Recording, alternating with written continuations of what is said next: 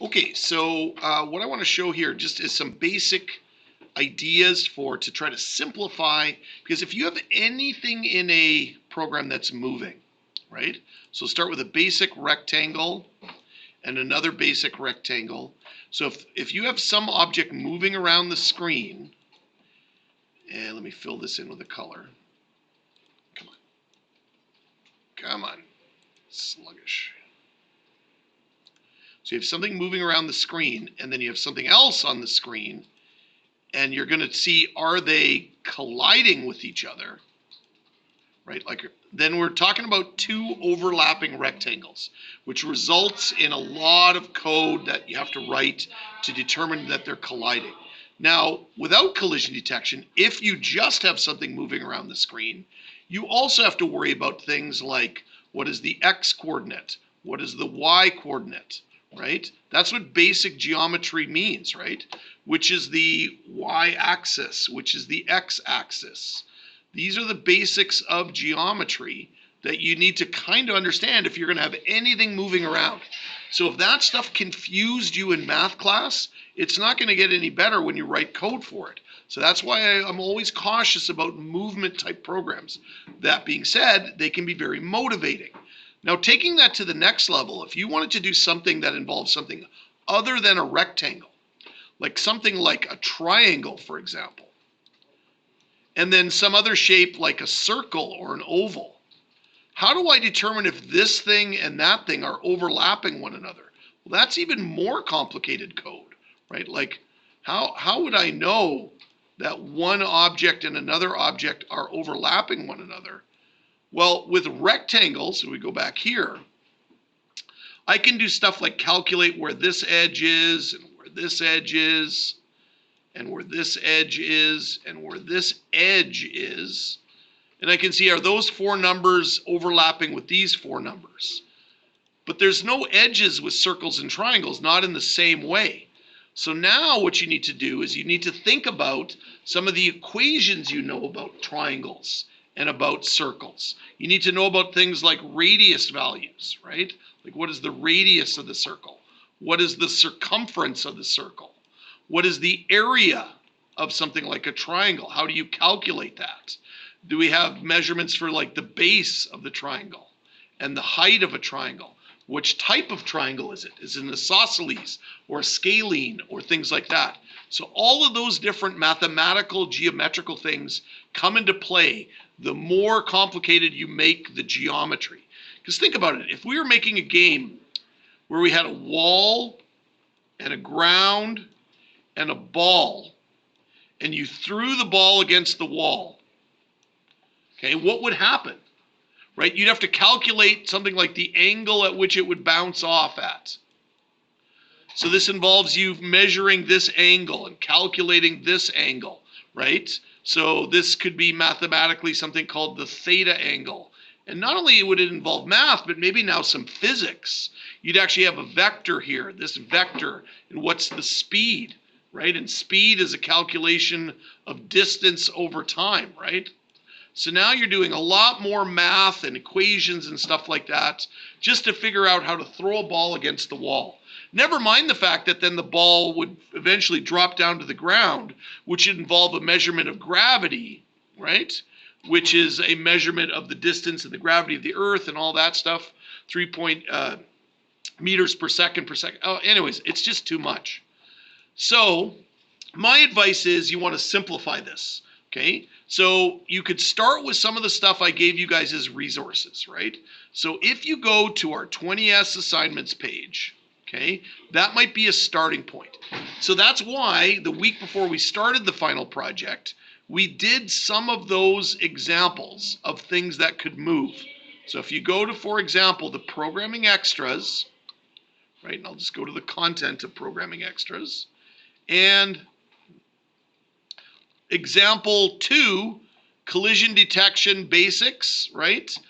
In that miniature Pac-Man game, you could see in the code of the miniature Pac-Man game some of the simple sort of movement variables you'd need, all the variables you'd need, all the keyboard stuff you might need if that's how you're going to move stuff with the keyboard, and some of the little sort of collision detection code that you could write from simple collision detection to more complex or more versatile collision detection. So that would be a starting point. But let me try to make that as simple as possible. I'm going to make a brand new project and try to simplify the collision detection and movement code as much as possible. Okay? Now, obviously, as a project, you would want to expand on this. So a simple movement project. Okay, we'll start with that. Can I get something to move? That might be the simplest thing I could possibly do. So the first thing you need to think about is, how do I get it to move? Do I have the user involved with that, or do I just do it automatically? So we'll start with automatically, and then we'll move to the user doing the movement. All right, so we're going to keep it extremely simple and shorten our timeline up as much as possible. We got a form. I'm going to stick a picture box on there, just so that it potentially could be something in the future we could add a picture to. It doesn't have to be a picture box, but I'll put a picture box on there. And I'm going to try to make it a perfect square. Not that it has to be, but I'm going to use the properties window, and I'm going to go to the size values, and I'm going to make it 100 by 100. Perfect square. And I'm going to fill it in with a color, just so it's easier to see. Red.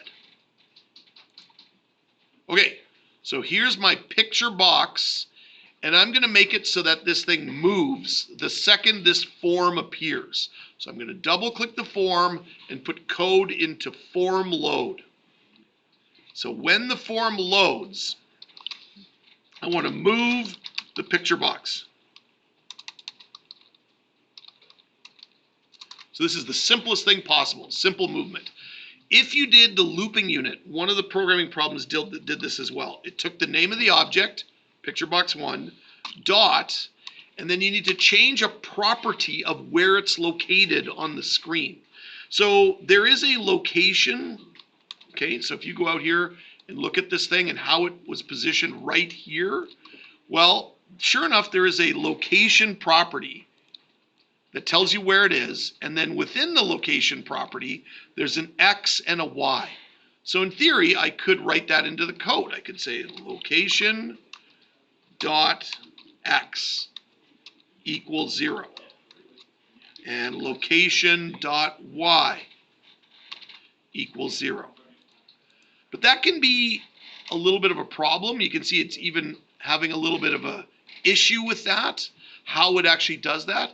So the way Visual Studio kind of came around that was to say dot left and dot top. Those are a little bit easier to conceptualize than putting the left and the top at spot 0, 0.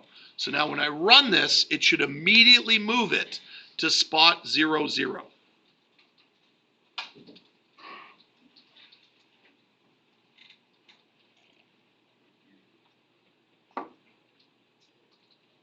And it did. You notice that when I designed it, I had it sort of in this middle area, but now it's immediately moved it to spot 0, 0. Okay, so that's movement. But now let's involve the user. What if the user wanted to do something and that caused it to move? So maybe I'll put a button on here. And I'm going to use the button to move it to a different location. Because you're used to coding buttons, right? So I'm going to put some code in this button that does the same thing. I'm going to move the picture box based on the user clicking the button. Okay? So this is stuff you're used to. You're used to doing this stuff. From all the way back in the second unit, you were used to the user doing something that caused a change. So let's say these two lines of code happen again, but now I'm going to change the number. I'm going to say 100 and a top of 100. So I'm changing the numbers. So this now means an action by the user, them clicking a button, moves it to a new location. Okay? So that would be the next level of movement. So you do something with buttons and it moves things around. Okay? But now let's go to another level of this. Okay? So let's say I click this button and then I'm going to get rid of the button. So button 1 dot hide. Or dot visible equals false. And button 1 dot enabled equals false. I'm disabling the button. So now hide and disable the button. Why am I doing that? So now, a little more advanced. Gonna sneeze. Sorry about that. I'm gonna have the user press his keys. Okay, so I don't have time to totally explain all this. You should see the mini Pac-Man optional example for code tips on how to do this. Okay, so this is again where maybe you want to look at that optional example to see how this kind of comes to play. So you go to the design, you select your form, you go to the lightning bolts, you go to key down, you double press it, and now I can paste in here that I want to put it at, say, 500 by 500 when I press a key down. So let's see if this all starts to come together. So, okay, immediately moved it. Now it moved it. Press a key down, it moves it. All three levels of movement are occurring here. Okay, so this is now based on the user pressing a key. So again, each of these requires another kind of level up of what you're doing here. So we had the original movement of the picture box when the form loads, then a button moved the picture, and now a keyboard press moved the picture. Okay, so all three of these involve moving a picture. Immediately moving it, a button moves it, a keyboard press moves it. Okay, now maybe the next level of what you want to do, okay, would be to now gradually move it. Or maybe before we do that, now only move it the direction of a specific key. So now it just doesn't move any direction, it moves a specific direction. So now we would need to know the code from unit, right? So we haven't touched a variable yet. So we're going to need maybe the variables unit, and because we're making a decision, the conditional statements unit. Okay, so if e dot key code equals key event keys dot up. Okay, so I'm then picture box 1 dot left, or sorry, so now I'm just going to move the top equals the top minus 10 pixels. Okay, and then I'm going to reincorporate that to down. Again, my goal here was to do this as quickly as possible. I don't really have time to explain all the details of this. To do that, you should again look into some of the other code. If this is already over your head, then maybe this isn't the right type of programming problem to attempt for a final project. Or know what you're getting into, right? So we're going to go left, we're going to go right.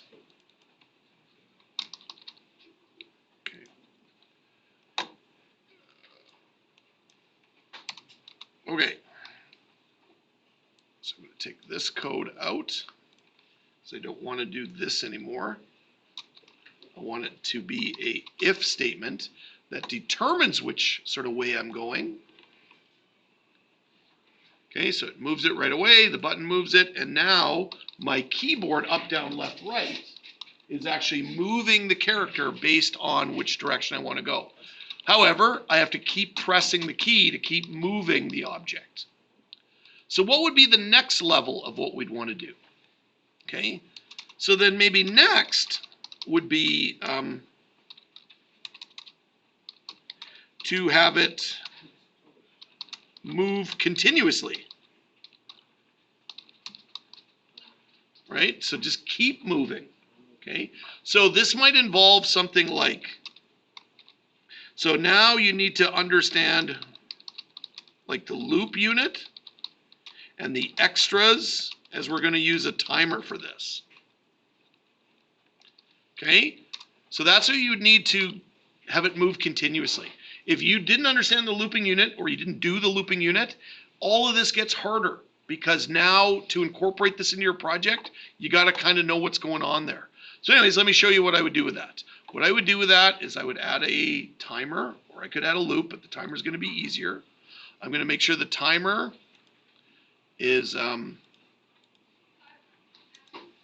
enabled, so it's running, and I'm going to put code in there. And now I'm going to move this code to here, okay?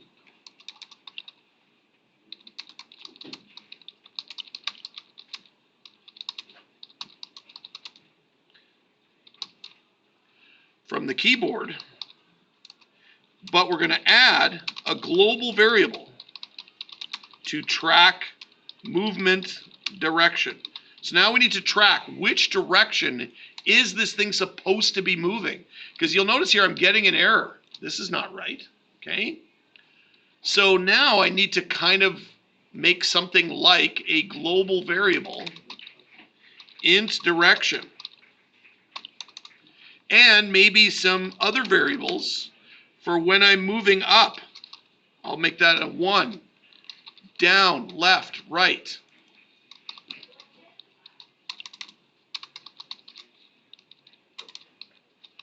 And again, all of this was done in the mini Pac-Man example. It slowly kind of got to what we're doing now. So now I can modify my code here to say if direction equals up, okay? That would be more along the lines of what we're looking at here, not what we had before. So there, direction equals up, and I'll change these obviously to down, left, I'm just recording too, and right. Okay, so there we go. So there's now it incorporated at a different level. I'm just gonna pause this video for a sec. All right, so I'm back. Sorry for that pause there. So I'm now changing up this code into the timer that now bases it on the variable called direction. So now what I'm going to do here in the keyboard code is I'm going to say that direction equals up. And instead comment this out, right? So I'm just shifting the logic now, okay? As you add something you want the code to do, it means that maybe you got to then change up kind of how you do this a little bit. And again, that's why in the mini Pac-Man, I kind of went more directly to this rather than, slowly work it out, which is what I'm doing in this video here. Okay, because maybe for your movement, you don't need all this level of complexity. But let's see what this does now. So now I'm going to use a timer. Okay, so it moves it, click the button. So now the timer is going to move it continuously for me. So now I get a continuous movement using the timer here. Now again, I can make adjustments, right? Like this 10 that I'm subtracting here. Maybe this should be yet another variable, right? So something like the amount I'm moving it. Okay, so then maybe I'll make that amount a very small number, like 1. And then that gets factored into this. But again, this is your comfort level with the coding, your comfort level with units like variables and conditional statements, even your comfort level with things like the extra stuff we did. Like maybe I'll make this interval a lot faster, an interval of 1. So now maybe it's a more smooth movement because now it's moving smaller distance, but in a faster amount of time. All right, so then what would be the next level up for this? Well, the next level would then be collision detection.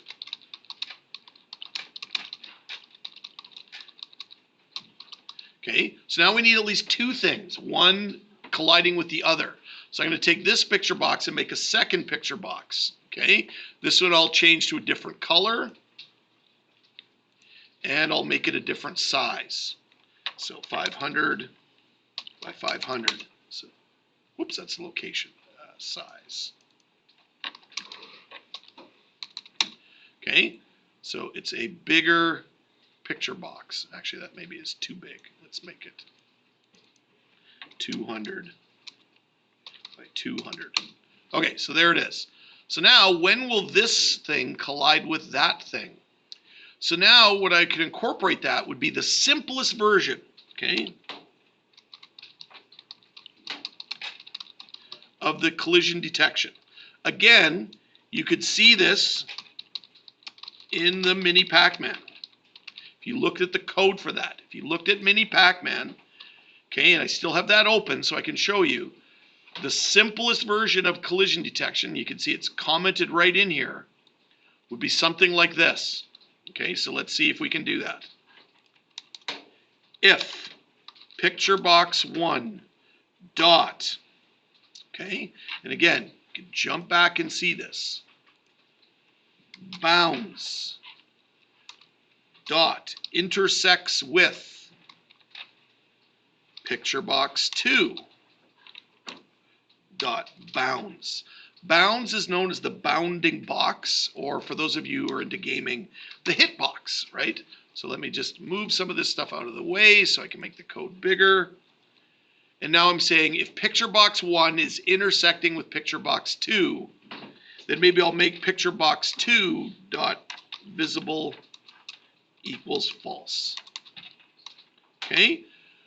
So this is probably where I'm going to wrap up this video, if this works, and it should, okay, is to give you at least that level of movement and continuous movement and eventually something like collision detection and how that would work, okay? So that's as fast and simple as possible of some of the basics of this. If at any point along the way this was overwhelming, then that is definitely something you're going to face as a challenge with your project.